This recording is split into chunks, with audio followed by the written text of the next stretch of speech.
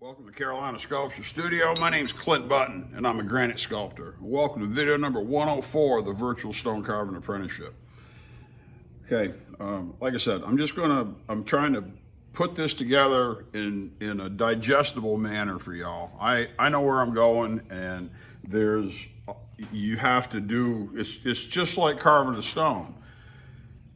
You don't just carve it and everything goes perfectly unless you have a complete understanding of where things exist in the stone, where they are and where they aren't. You know, it goes back that saying about, there's an angel inside the stone and all I had to do was find it. I just had to release it because it's a perfect statue in a stone. No, dude. There's an infinite number of perfect things in this stone. You know how much stuff I could carve out of a 4-ton block of granite? Man alive. This is why, somebody that's kind of scattered, little ADD or whatever, like me, you'll get a big piece of stone and then keep it forever because, oh my God, I could make this. Oh, I could make that. I could make anything in it. There's so much stuff in this. We could, carve all kinds of stuff out of this stone. But it's going to be an angel. It's nice the decision's been made, so we can just go ahead and do it. Now, in terms of that, you have to be able to understand so many things. This doesn't seem like it's part of compasses, and triangles, but it really is. Because all of this has to be put together in a perfect manner in order for us to get an excellent result. And I'm not going to say a perfect result because it won't be perfect because I'm cutting it. And I'll try to make it perfect, but I bet I won't. I bet it won't quite be perfect. I'm hoping it'll make me amazed, but we'll see. Just a few things in general. This whole side, this line, this red line that we can still see on here, and I'll try to get closer to it. We're going to treat this red line just like this line on the joint on the front there that I said is permanent real estate. We can't mess with it. This is going to be a reference, okay? And so one of the reasons when I'm breaking this, I already was singing praise about my 6-pound hammer, and I love it because it just goes right through stuff, okay? If I'm breaking towards an important reference, I'd rather not plow right through everything that's there. I want to be sure that I approach it carefully. And so where a 6-pound hammer may carry and strike and hit the handset, and the stone pops off the way the stone pops off and everything goes the way I want it to, it might be just a little too much energy. I did have a stop cut, where I had a interior cut with my small saw, and then I went exterior and went deep. And the difference in depth on these saws, and this is out where, I had some extra clearance on the body so I could cut even deeper. That allowed me to have sort of a safety area to where when I broke, and then it snapped that top piece off, whether it did or didn't, because some of these decided to go back and tick it to hit that interior piece off. But that helps keep me from chipping this edge. I'm probably going to take and tip this to make this line straight so that it's permanent while it's there, versus a red pencil line that's going to rub off as I lean on it and get tools and reach over it and drag the hose and everything. It's all going to get all smudged. And while it's still pretty crisp, I'll probably go ahead and tip it just like I did these other lines so that I've got it for reference. But this will cut away just like this edge up front here on the joint down on the plinth is going to cut away the way I was explaining, where it's a reference but it's not a permanent reference, because all this is going to come off as we unwrap, unpeel her and find her in the stone where she is. So sometimes a smaller hammer makes more sense. Now when I'm striking this stone and I'm hitting it and it's popping up in the air and I'm able to I hit it and I just stay still and I kind of catch it with my forearm. That's a habit. It's a matter of control, and if I go careful, it's not a trick necessarily, but it helps me pick up stone. I don't have to bend down and pick it up. And I'm old and lazy. I'd rather not bend over if I don't have to. But depending on the kind of stone this is, with a blue granite from Georgia or a gray granite from Vermont, the stone is soft isn't the right word. It's not brittle. If this was something like an India jet black, I don't cut Chinese because it's horrible. In my opinion, I don't cut Chinese stone. It's too hard. It's nasty stuff. It's not made for chisels. It's made for grinding. But if you're breaking stone off that's really brittle like that, and it'll sound different. It'll have a completely different tone when you hit it. But when that stone breaks and flips up, it's a lot sharper. It's sharp enough that your forearm, all of a sudden, the tools will be slippery because you'll be sweating, except you ain't sweating, you're bleeding. You'll bleed all over your stone. And so some stones you can't do this and then kind of let it catch off your forearm. And even this, you have to be careful because if you cut your arm, you have to tape it up or do something because that blood will stain this stone. If you don't carve it off, it will stain the stone permanently.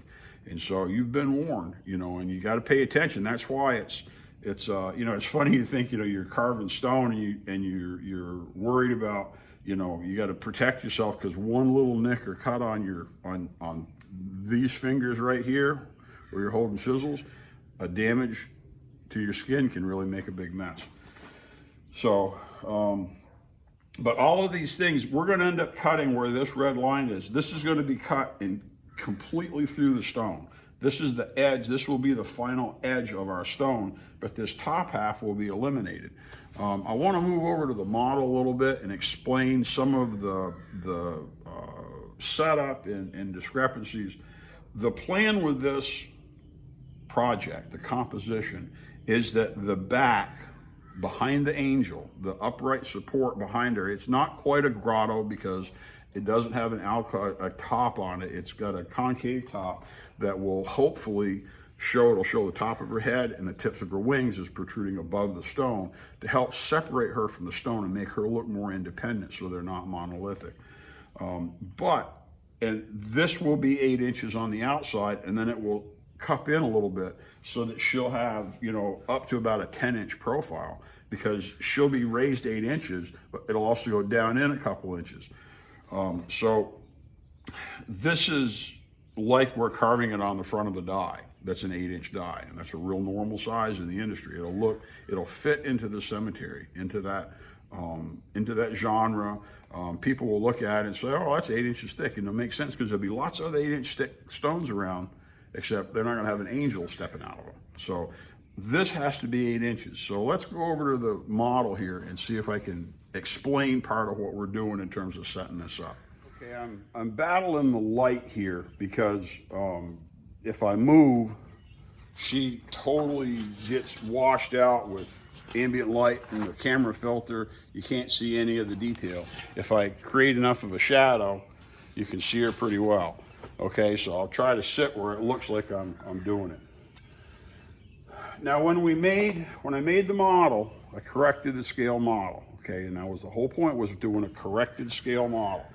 Okay, and this dimension and this dimension were done out of lumber, and I was able to measure it so it was exactly what it needed to be 8 inches deep in order to provide an 8-inch profile for her.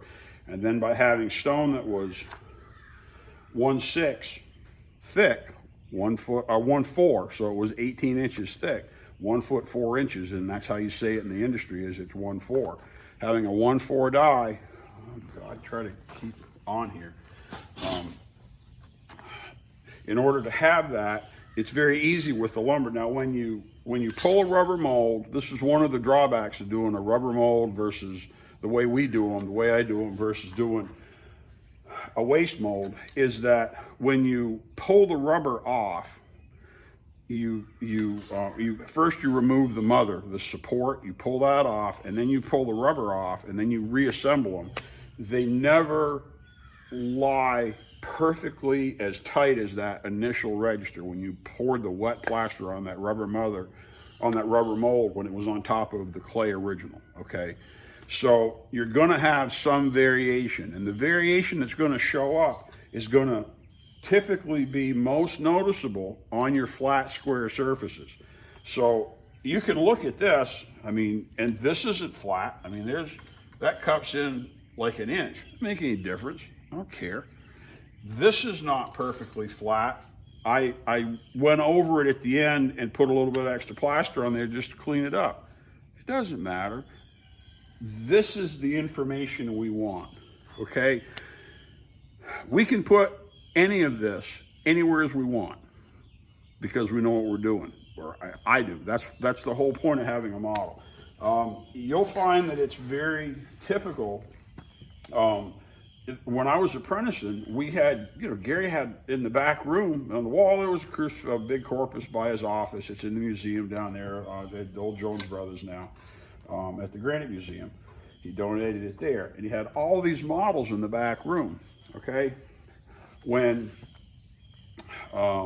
some of them were one-off homemade like this, and a lot of them, some of them were standard models that you would buy and have in studio, because there's several that are just industry standards, and it's like you get out the Sacred Heart or the Blessed Mother or whatever, and they're not necessarily pretty, but that's what everybody uses for reference, and that is correct. Okay, so you would get out a model, and you generally would look at it and say, well, this is the right size, and this is approximately what this composition is supposed to be doing. And so you would look at it and reference it, but you weren't copying it exactly because you had to fix it. You had to make it look the way the customer wanted, because the customer wanted something special. And so something just a little bit different. And so you could take 50%, 90%, 10%, whatever information you needed. A lot of times you'd pull out a model of one figure and it would have the basic overall posture that you needed, but then you would pull out another model that had the exact drapery detail that matched the full-size artwork that the customer had approved better. And so you're marrying multiple things, so you can use as much or as little information as you need. Producing an 8-inch die on the back of that, the only thing we've got to do is make sure that we don't dig down into this surface that would preclude us from making an 8-inch die portion behind that angel. The rest of it doesn't matter. What I'll do, I will justify this front when we get around here to put screws in. I'm going to put screws in, okay? You can put nails in if you want. I don't do it. If you can drill the head of a nail and put it in and set it in plaster and all that stuff, and if anything ever bumps it or whatever, it can shift. It can go up, down, it can wiggle back and forth. If you put a long screw in there, you got a long screw going in there, drill the hole out just barely so you get some threads, put a bunch of plaster on it and run it down in. Enough plaster that it doesn't, a big enough hole that it doesn't fracture this. It cuts when it goes down in, so it's got some ability to retain where you put it. But you've got enough there that if you wanted to move it, you can take and turn it and raise it a 1/16 of an inch, an 1/8 of an inch, even a 1/4 inch, up or down easily. And it's going to be infinitely more durable and infinitely more manageable. If you're worried about the point of your compass going in there and not finding a true home, you can always take and put the head of the screw on a grinder and grind it down some, so that because a lot of times if you use like a sheetrock screw, man, those things are hard. You're not going to drill it. You do it with a grinder, just tip them a little bit. But having a screw in there allows you to get them perfect, whereas having a nail in there, once you tap that nail into a certain point, you can't really fix it up and down very well. It just doesn't work as well. So I don't use it. So I'm not real worried about this. I'm trying to get a reference. I'm going to measure from up here. And what we'll do, I've got to look at this. I probably will put something for strap across the top for an initial point. The easy way to do this is to establish a center line, whatever that center line is, in regards to the edge of your job. And we got to remember, we're not just doing the plinth this wide. It's going to be an inch over this back, just a little bit more. We're going to have a little difference in it. So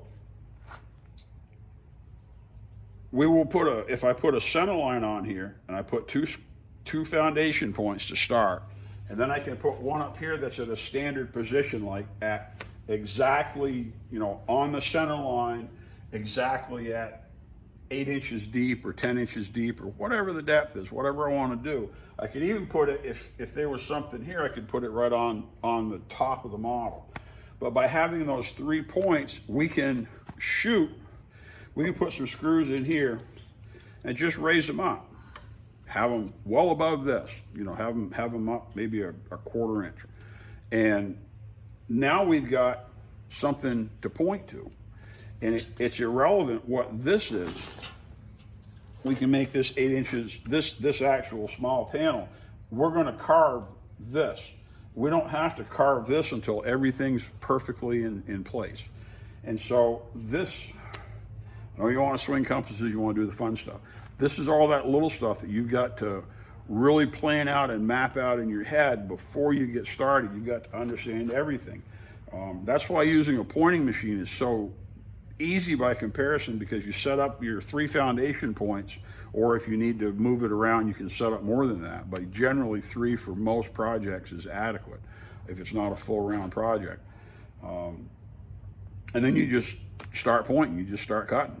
And this, you've got to really plan out where your screws, where your foundation points are going to be, and then you got to start working on it. We're going to take so much stone off of that, it's just crazy.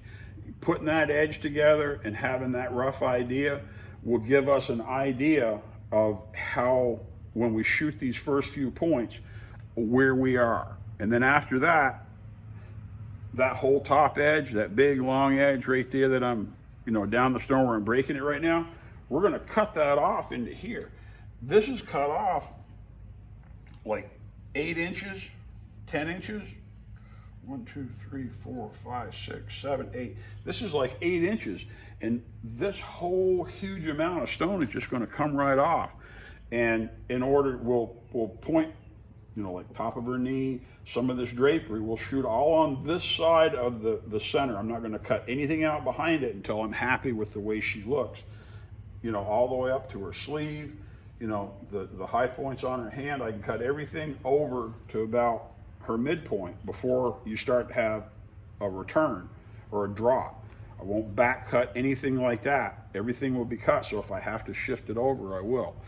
But I can do all of this, get all this together, take bulk off a lot of this wing, go down and put tips on all these feathers. Just put points all the way down. And know that from this point on her sleeve to this point on this feather is a straight line. And from this point on her sleeve to this point on the feather is a straight line. And from this point on the sleeve to this point on the feather is a straight line. And we can shoot these few points, and then we can plow this all, like this point and this point, and cut everything off between them, and cut everything off between them, and cut everything off between them with a ripper. Just cut them right off. We can open all this up really fast. Then we can start putting in some points along her shoulder to contour this and put it together. So don't think this isn't important. It's really critical to start understanding where things need to be, where they don't need to be, and the problems you'll get into. But I wanted to do a video where I wasn't trying to stop while I was carving, cutting, working stone off, because when I get working, it isn't necessarily fun to stop and try to explain it, because it takes me way longer to explain it than it does to just do it. But if I don't explain thoroughly, you won't learn anything. And Andy taught me this. Andy is nuts about how accurate you need to be to get your points together to get started. And they're called foundation points for a reason. If they're not perfect, your project won't work out. It just won't, because if you put a foundation point on here and say this is equivalent to 8¼ inches down, and you cut this whole thing, and now all of a sudden you've only got 7¾ for the back, and that might take it out of spec and you might get sued. Okay. Or that you planned that it was going to have, this is all, we can all fiddle with this. This is all, and this all will be in the same relative place. The only thing we're changing on there is this face. We're pushing this face back basically about 1 inch, this front of the stone here. And then this will carry all the way across the job. And then we've got, this is the base of the die right here with this flared leg. And that flared portion was to eliminate a gap or a void in there that'd be exceedingly difficult to cut, to clean up, go down in there, create a 90-degree edge that goes way down in with no clearance. The problem isn't necessarily cutting something like that, it's cleaning it up and axing it so it doesn't look all crappy when the light's just wrong, or when it gets dirty, and it will get dirty. So we'll have this plinth going across, and then hopefully this will be back another ½ inch or so, and that will make that look even more. So it's going to bring her hand way to the front of this die, and it should look really good. But learn where your discrepancies are. That 1/4 inch, you know, if I measure off the clay, it's not a 1/4 inch, it's not 8¼ it's right at 8. The discrepancy is because this is imperfect here, because I did a little bit of work and tried to clean it up, and because it's not important information. So, I wanted to mention the different hammers and why I used what I did. I wanted to talk a little bit about this. The gesso is coming off. It's no big deal. It's just what it is. It dried a little bit more probably after I put it on, but she's going to be marked up to high heaven before this is all over. And but we'll end up pointing, you know, several points along this feather to get to that line, and I won't worry about carving any of this until we're way down the road. Okay. Study the old videos. I have linked the compass and triangle videos